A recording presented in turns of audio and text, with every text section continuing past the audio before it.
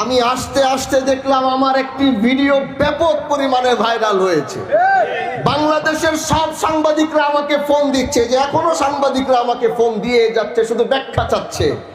কোথায় আজ থেকে 1-1.5 মাস আগে একটি বিচার করেছিলাম, সেই বিচারে সর্বোচ্চ সুষ্ঠু সমাধান করেছি। কারণ তারা আমাকে ছাড়া বলছে যে আপনি না থাকলে এই বিচার আমরা বসবো না, মানবো না। ঘুরতে ঘুরতে তারপরে বসেছি।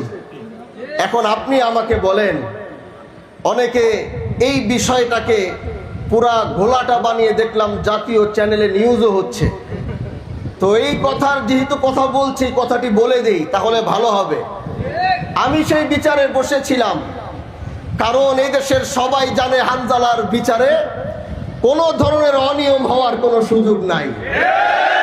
তো আমি যেই বিচারে বসবো, সেই বিচারে যত বড় ব্যক্তিত্ব হোক, যত বড় লোক হোক, হানজালা যেই বিচারে বসে বিচার করে, সেই বিচারে বসে দুর্নীতি করার সাহস এই শিবচরের মাটিতে কারো নাই। আমি সেই জায়গায় বসে এক পক্ষের কথা শুনছি, বারবার আরেক পক্ষ শুধু হাত ঢুকায়, কথা বলে। তো যদি আমি বলছি, যদি আপনারাই সমাধান করতে পারেন, তাহলে আমার পিছনে 10-15 দিন 20 দিন ঘুরে আমাকে জোর করে কেন এই বিচারে আনছেন? তাহলে আপনারাই সমাধান করেন। এটা বলে আমি চলেও যাইতে নিছি, আমি চলে যাই, আমার দরকার নাই এই বিচার করার। না, আমরা আপনারা ছাড়া এই বিচার মানব না। সুন্দর সমাধান হয়েছে বিচারের মধ্যে। যখন বারবার কাউন্টার দিচ্ছে আমাকে রেখে, আমি একজন এমপি, আমি মনে করি না যে শব্দ সম্মানী ব্যক্তি, বিষয়টা এরকম না, কিন্তু আমি তো এলাকার একজন জনপ্রতিনিধি। আমি যখন একটা বিচারে বসবো, তখন তো আশেপাশে যারা কথা বলবে, আমি বাক স্বাধীনতা দিয়েছি। তার মানে তো এটা না যে আমার পাশে বসে বসে আমি চুপ করে আছি, আপনি পাশের থেকে বসে কাউন্টার দিবেন। বিষয়টা কি এরকম? সেটা আমার জায়গায় যেই হইতো সেই তাকে এই বিষয়টা বলে থামিয়ে দিত। তো ওখানে 30-40 সেকেন্ড হয়তো আমি একটু রাগ করেছিলাম যে আমাকে এনে এখানে বসিয়ে আপনারাই যদি কথা বলে সব করেন, তাহলে আমাকে আনলেন কেন? ওই রাগারাগি করতে গিয়ে দেখলাম ওই কে যেন ওখান থেকে 30-40 সেকেন্ডের একটা ভিডিও নিয়ে সেটাকে ছাড়ছে। এটা এখন পুরা বাংলাদেশের এখন জাতীয় নিউজ হয়ে গেছে। তারপরে আমাদের কোনো আপত্তি নাই। হকের বেলায় কথা বলতে হলে হানজালার এইভাবেই কথা বলে যান। এটা কোনো এরকম বিষয় না যে ক্ষমা চেতে হবে, মাপ চেয়ে। এটাকে এখন নিয়ে দলীয় বিচারে বসলে আমার বিচারে কোনো দলীয় বিষয় থাকে না। জাতীয় নিউজগুলোতে দেখলাম অনেকে দলীয় ট্যাগ লাগিয়ে দিচ্ছে এটার ভিতরে। এটা একটা ভুল নিউজ তারা করেছে।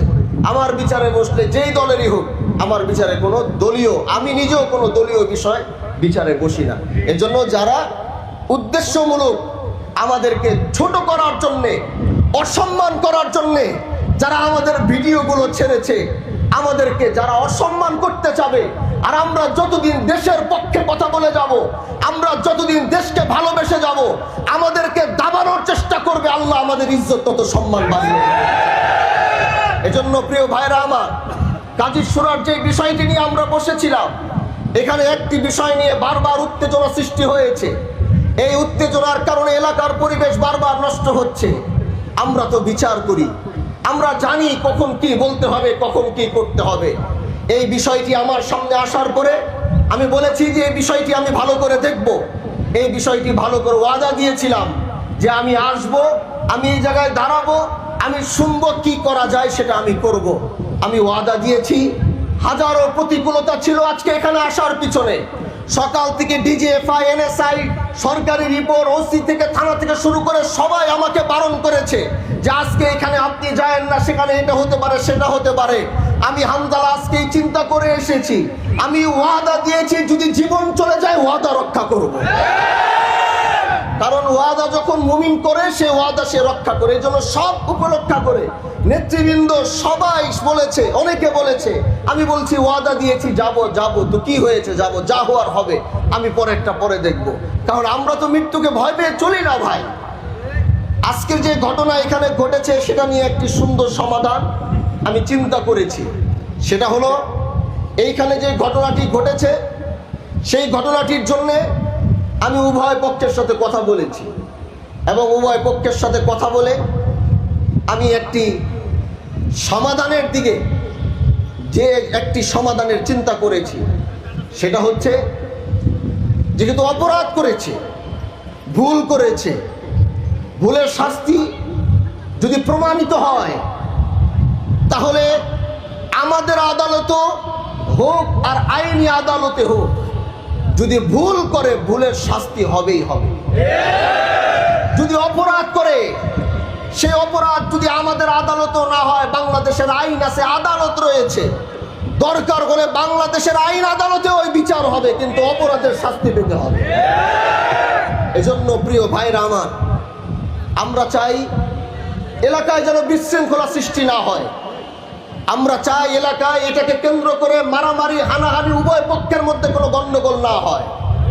এজন্য আমি বলেছি, বিষয়টি আমি নিজে খাতিয়ে দেখব, যেভাবেই ভালো হয় সেভাবেই সেই বিচার ব্যবস্থা আমি কায়েম করবো। যে আপনারা রাজি আছেন তো ইনশাআল্লাহ?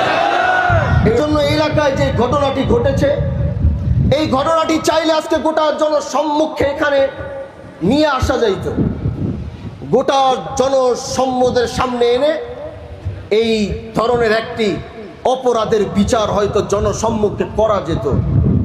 কিন্তু এই অপরাধ যদি জনসম্মুখে করা হয়, তাহলে এই দুই পক্ষ কোনোদিন এলাকার মানুষের সামনে মাথা উঁচু করে দাঁড়াতে পারবে না।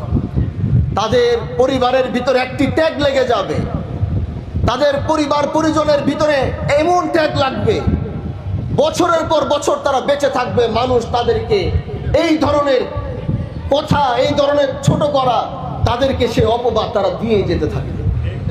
প্রিয় ভাই আমার, আল্লাহ ক্ষমতা দিয়েছে, আল্লাহ ক্ষমতা দিয়েছে। আপনারা সেই ভোট দিয়ে আমাকে সেই সর্বোচ্চ প্রশাসনের আসনে বসিয়েছেন।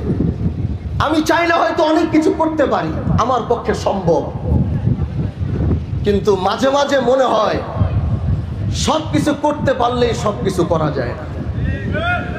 কখনো কখনো সেই বিষয়গুলোকে চেষ্টা করা দরকার যে এই বিষয়টা জাতির সামনে আনার আগে যদি একটি সুন্দর সমাধান করা যায়, তাহলে সেটা প্রথমে সেইভাবে সারা ভালো।